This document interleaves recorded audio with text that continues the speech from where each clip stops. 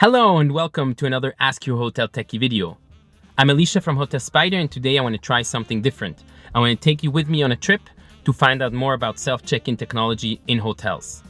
Let's hit the road.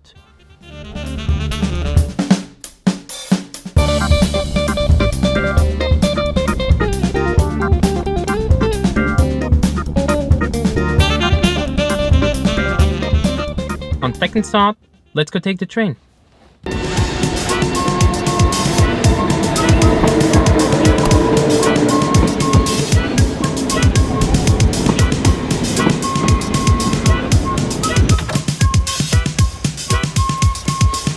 To find out more about self-check-in automation, I'm going to meet with different providers that are going to tell me their perspective, but I also want to meet with a hotel that's going to tell me how they work with this technology every day. So let's go meet them.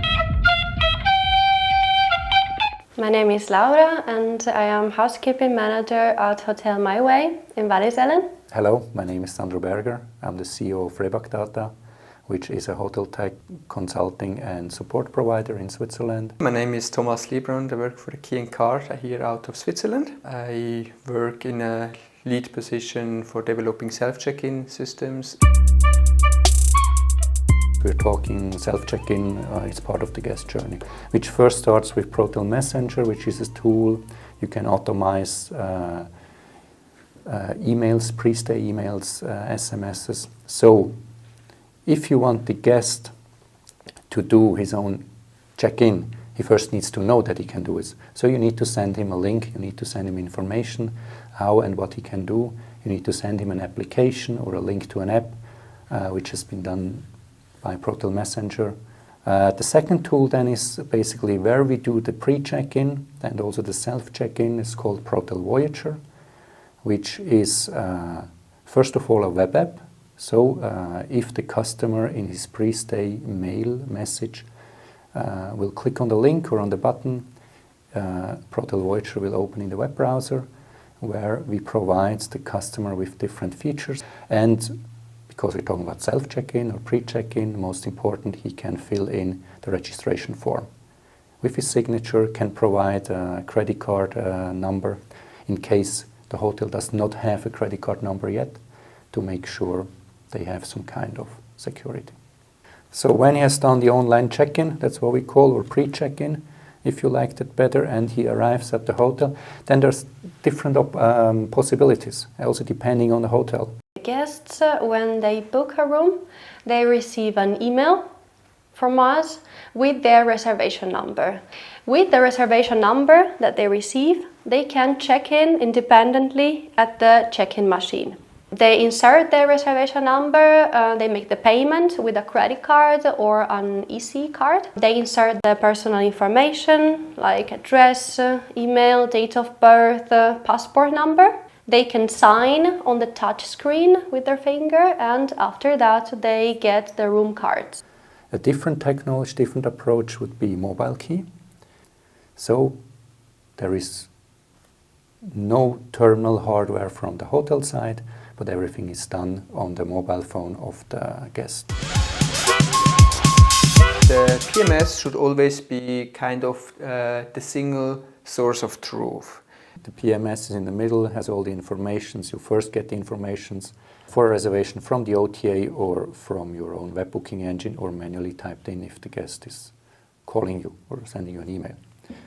Also our own tool, Protel Messenger, which is an add-on, or Protel Messenger sending out Voyager, and Voyager where you can do the online check-in. From the hotel perspective, the idea is that they do not have to do anything special. They can use their usual workflow, and that's where we integrate. We integrate with an API of the hotel PMS, and we obviously also integrate with various locking systems to create a key card, to encode a key card, or to create a PIN code, or create a mobile key. If we already have a locking system and a PMS we integrated with, the process is fairly easy to get in the hotel. What we need is a good internet connection to the self-check-in terminal and obviously as well a good power supply. Best case, we can install within something like 4 weeks. But it really depends on the interfaces, like the hotel PMS and the locking system. Everything with the self-check-in is working really well, because we know now which informations we have to provide to the guests in order for them to be able to check in.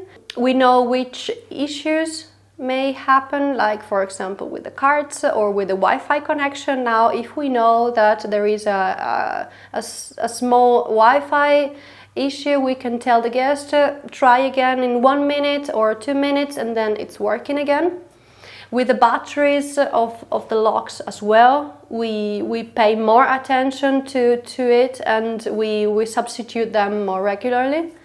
So at the moment we almost never have emergency calls due to check-in. So I think the most important thing is to inform the guests about the procedure, about how it works, because if they know how it works, then they can check in smoothly, and they will be happy with the self check-in experience. So really provide them detailed information about how the check-in works, and I think this is the most important thing. And second most important thing, to have a backup solution. This is a very good idea, especially for the hotelier himself, so that he doesn't have to come to the hotel in the night, but he can just guide the guests to the backup solution. There are very different approaches how hotels work with us. There are usually smaller, mid-sized hotels which work with our system for like in the evening, so they can close the reception earlier.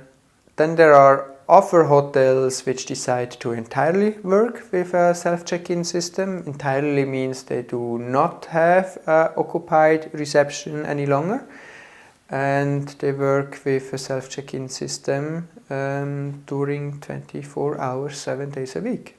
It means also that you can keep your sources of reservations open, meaning not only for hotels which work 24 hours with a self-check-in system, but also for hotels who say, okay, at 8 or 10 or 11 I close my reception, and then I work with in the evening hours during the night with the self-check-in system, accept 24 hours reservations.